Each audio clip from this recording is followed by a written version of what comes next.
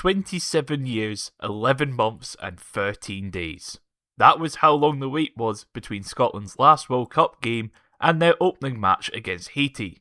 The national anthem was bellowed at 125 decibels, the loudest sound ever recorded at a World Cup.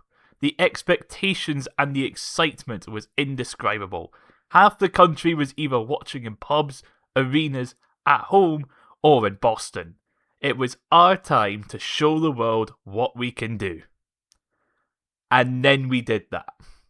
Yeah, the performance from this opening game wasn't exactly going down well, with opinions being very split. The opening 10 minutes saw us all over Haiti with a few very nice pieces of play, especially between McGinn and Robertson down that left-hand side, alongside McTominay hitting the post. Haiti did start to get back into the game, but never really threatened before John McGinn's deflected effort found the back of the net. Going off how the game was going at this point, you'd be hoping for Scotland to continue and get a second goal at least, just to make it a bit more comfortable. Well, we very nearly conceded after Angus Gunn spilled a shot, but big Grant Hanley was there to save the day. Overall, a pretty solid first half display, and a bit of what was expected. There was some decent build-up play when we had the ball, and we had a good amount of chances. And Haiti, outside of a goalkeeping error, there wasn't really any threat. Second half, meanwhile, that was not fun.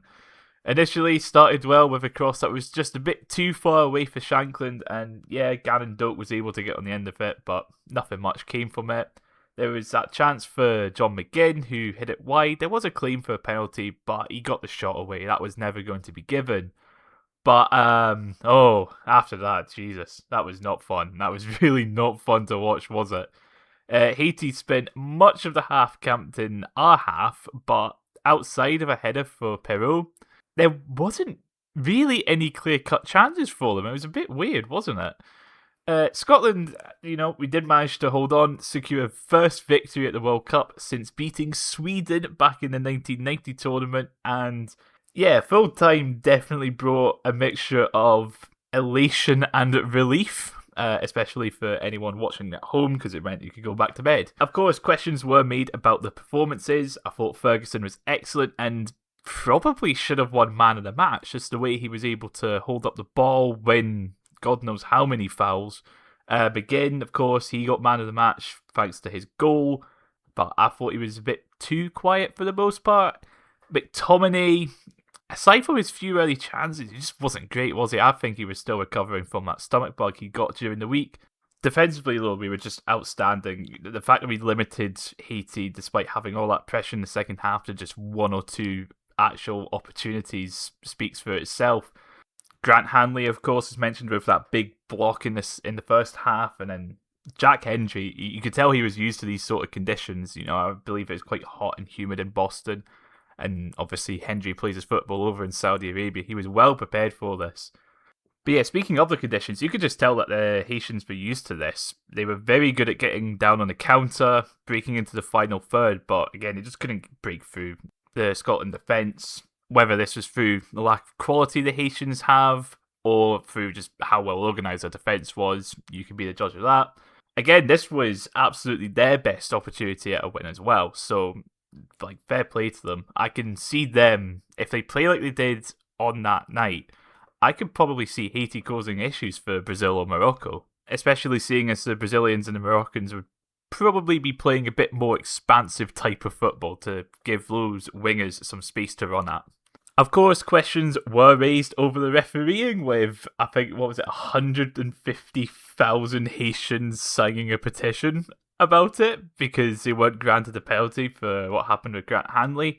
Yeah, I think we probably got away with that. You could argue that his arm was kind of dragged away from his body by the Haitian attacker, but then the ball would have been blocked by the Haitian attacker. I don't know what the rule is anymore. Nothing makes sense.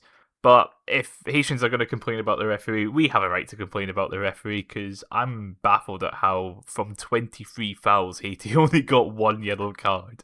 As Steve Clarke said in his post-match interview, however, everyone said it was a must-win game. We won it. And considering the way other results have gone in this tournament, I think the ends have justified the means for this game.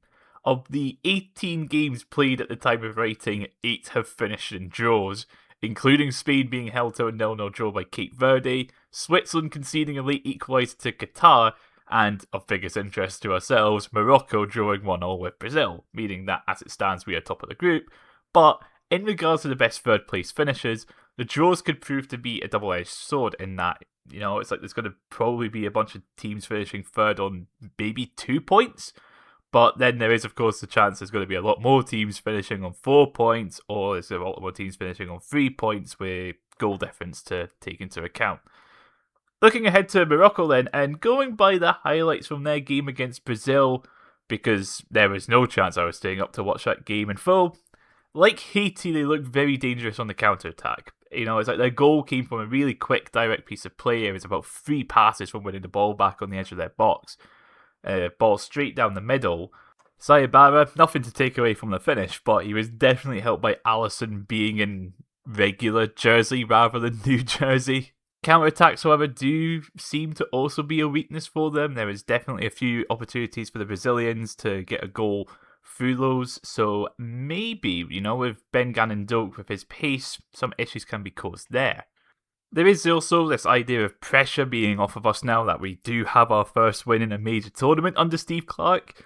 Optimist in me feels like with this, and of course Morocco getting that early draw and thinking they're going to have to win this game, I've got a feeling we might get ourselves a result here. I feel like Morocco almost look like a Haiti but better kind of team, just with the way they were playing against Brazil. But that's the optimist in me talking. If we want to talk about the realist side, then yeah, if we probably perform a bit like we did against Haiti, then there's every chance we're going to get pumped by them. The thing is, we are going to have to wait until Friday night to find that out. Saying that, I am so glad that this is an 11 p.m. kickoff rather than 2:30 in the morning. It's much easier to stay up and do whatever during the day. But yeah, that's all for this World Cup roundup then. What were your thoughts on the Haiti performance? How do you think we will do against Morocco? Leave your thoughts in the comments below. Channel memberships are available below, signed up, having their name on screen now. Liking, sharing, and subscribing are of course all appreciated, and I will see you in the next video. Bye.